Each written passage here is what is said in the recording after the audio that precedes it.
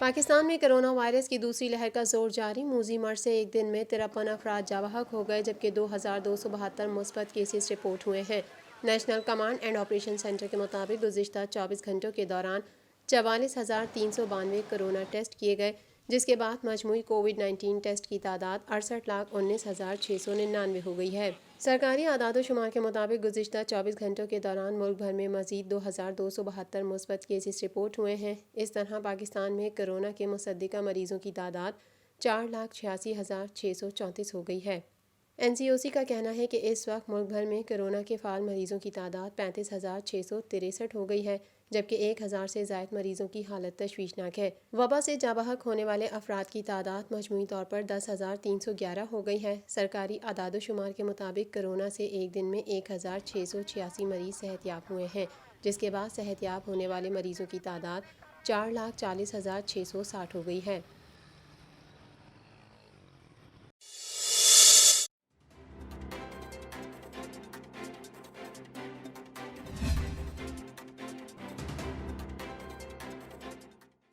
پاکستان نے آسیہ اندرابی کی رہائی کی درخواست کے لیے نیو یارک میں اقوام متحدہ کے سیکریٹری جنرل اینٹونیو گوتریس اور جنیوا میں اقوام متحدہ کے ہائی کمشنر برائے انسانی حقوق سے رجوع کر لیا ہے۔ ترجمان دفتر خارجہ کے مطابق آسیہ اندرابی بھارت کی بدنام زمانہ تہاڑ جیل میں قید ہیں اور 18 جنوری 2021 کو عدالت سے ان پر تعزیراتی فرد جرم عائد ہونے کے خدشے کی وجہ سے ان کی زندگی خطرے میں ہے۔ دفتر خارجہ کا کہنا ہے کہ انسانی حقوق کی چیمپئن اور خواتین کو بااختیار بنانے کی پرجوش وکیل کی حیثیت سے آسیہ اندرابی نے 4 دہائیوں سے زائد عرصے سے سماجی اصلاحات اور مقبوضہ کشمیر میں عوام کی بنیادی آزادیاں حاصل کرنے کے لیے بلا تھکے کام کیا۔ آسیہ اندرابی 15 برس سے زائد عرصے سے جعلی الزامات پر غیر قانونی اور غیر انسانی طور پر قید میں ہیں۔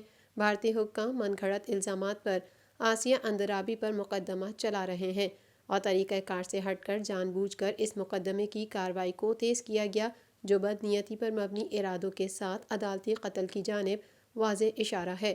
ترجمان دفتر خارجہ کہتے ہیں کہ بھارت کی جانب سے کشمیریوں کی جائز جدوجہد کو دہشت گردی کے طور پر پیش کرنا اور خود گڑھے گئے مقدمات کے تحت ان کے رہنماؤں کے خلاف مقدمات چلانا اقوام متحدہ کے منشور سلامتی کونسل کے ساتھ اقوام متحدہ کی جنرل اسمبلی کی قراردادوں اور بین الاقوامی انسانی حقوق کے قانون کی صریح خلاف ورزی ہے۔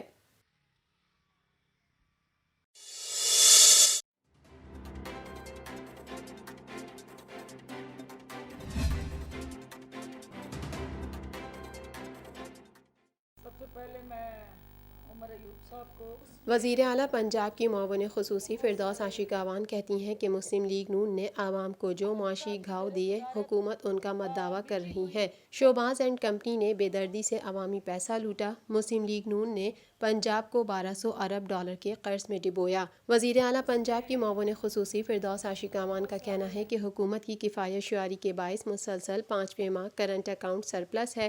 کرونا وائرس کے دوران مالی مشکلات کے باوجود عوام کو 56 ارب کا ٹیکس ریلیف فراہم کیا گیا۔ فردوس عاشقاوان کا کہنا ہے کہ 6 ماہ میں گزشتہ سال کے نسبت وصولیوں میں 42% اضافہ ہوا ہے۔ معاشی اشاریے بہتر معیشت کا پتہ دے رہے ہیں۔ آپ کی زیر صدارت میٹنگ ہوئی۔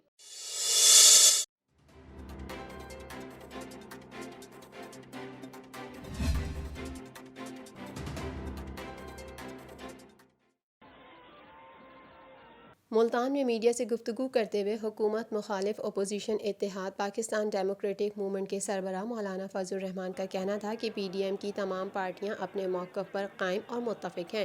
ہمارے موقف میں کوئی تبدیلی نہیں ہوئی۔ پالیسی میں تبدیلی کو بڑھا چڑھا کر پیش کر دیا جاتا ہے۔ فضل الرحمان کا کہنا تھا کہ استعفوں کا مرحلہ باقی ہے، استعفے پارٹی قیادت کے پاس جمع ہو چکے ہیں۔ مولانا فضل الرحمان کہتے ہیں کہ اسلام آباد کسی کے باپ کی جاگیر نہیں، ہم اسلام آباد سے ناجائز قبضہ چھڑانے کے لیے جائز جدوجہد کر رہے ہیں۔ رکاوٹیں پہلے بھی توڑیں، اب بھی توڑیں گے۔ عوام کی جنگ لڑ رہے ہیں، عوامی مینڈیٹ پر آنا چاہتے ہیں۔ برطرف کر دیے گئے ہیں ادارے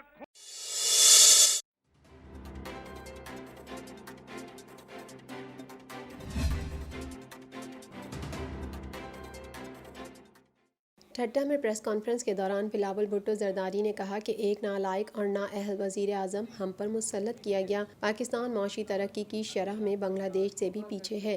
آج خطے میں سب سے زیادہ مہنگائی پاکستان میں ہے۔ عوام کو نااہل حکومت کی وجہ سے مہنگائی کا بوجھ اٹھانا پڑ رہا ہے۔ اگر وزیر اعظم کے پاس مسائل کا حل نہیں تو انہیں مستعفی ہونا چاہیے۔ چیئرمین پیپلز پارٹی کہتے ہیں کہ حکومتی وزراء سازش کر رہے ہیں لیکن پی ڈی ایم متحد ہے۔ پی ڈی ایم کی جیت پیپلز پارٹی کی جیت ہے۔ تمام فیصلے ہی پی ڈی ایم کے پلیٹ فارم سے ہوں گے۔ ضمنی انتخابات ہوں یا سینٹ الیکشن، ہم ہر میدان میں حکومت کا ڈٹ کر مقابلہ کریں گے۔ عوام سے اپیل کرتے ہیں کہ پی ڈی ایم کا ساتھ دیں۔ سب مل کر اس نااہل حکومت کو گھر بھیجیں گے اور عوامی حکومت لائیں گے۔ پی ڈی ایم کا جیت پاکستان پیپلز پارٹی کی جیت ہے اور پاکستان پیپلز پارٹی کی جیت پی ڈی ایم کی جیت ہے، اس لیے ہم ایک ہیں۔ اور جب پی ڈی ایم جیتتی ہے تو پاکستان کی عوام جیتتی ہے۔ قومی ڈائیلاگ کے حوالے سے بلاول بھٹو زرداری کا کہنا تھا کہ جب تک کٹ پتلی نظام چل رہا ہے نیشنل ڈائیلاگ ممکن نہیں۔ قومی ڈائیلاگ اسمبلی میں ہو سکتا ہے لیکن پہلے وزیر اعظم مستعفی ہوں اور حکومت گھر جائے۔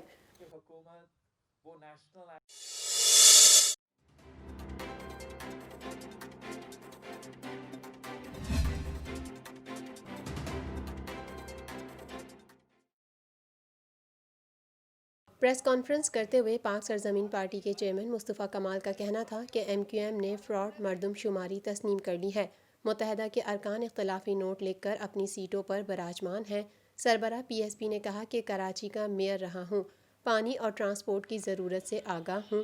شہری سہولتیں مردم شماری کی بنیاد پر فراہم کرنا ہوتی ہیں۔ مردم شماری کا 5% آڈٹ کرا کر ڈیٹا کو حتمی شکل دی جاتی ہے۔ چیف جسٹس نے آن ریکارڈ کہا کہ کراچی کی آبادی 3 کروڑ ہے۔ مصطفیٰ کمال کہتے ہیں کہ جمہوریت کی پہلی سیڑھی بلدیاتی نظام ہے۔ عمران خان سے بہت مایوس ہیں۔ وفاقی حکومت نے پنجاب اور خیبر پختونخوا میں بلدیاتی سسٹم ختم کر رکھا ہے۔ پی ٹی آئی کے وزیر اعلیٰ نے 56,000 کونسلروں کو نکال باہر کیا ہے۔ ان کا کہنا ہے کہ کراچی کی گنتی صحیح کرانے کے لیے ہر حد تک جائیں گے۔ سربراہ پاک سرزمین پارٹی کا کہنا ہے کہ ایم کیو ایم اپنے لیڈر تو ڈرائی کلین کرا رہی ہے لیکن کارکنوں کو نہیں کر رہی۔ پی ٹی آئی حکومت ایک کام بھی ٹھیک نہیں کر رہی۔ انہوں نے کہا کہ آئندہ اتوار 10 جنوری کو احتجاجی ریلی نکالیں گے اور حکمرانوں کو آواز لگائیں گے کہ کراچی کی مردم شماری پر سودے بازی نہیں کرنا۔ مردم شماری پر کراچی سے زیادتی پر احتجاج کریں گے۔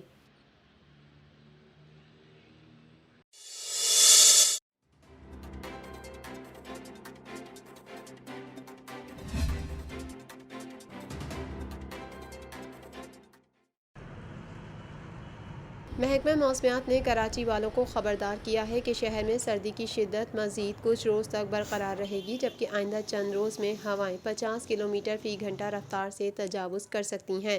موسم کا حال بتانے والے کہتے ہیں کہ آج شام سے منگل تک بالائی علاقوں میں 2021 کی پہلی بارش اور برف باری کا امکان ہے۔ ملک میں داخل ہونے والا مغربی ہواؤں کا سلسلہ بالائی علاقوں میں پھیل جائے گا، جس کے باعث منگل تک گلگت بلتستان اور کوہستان میں بارش اور برف باری متوقع ہے۔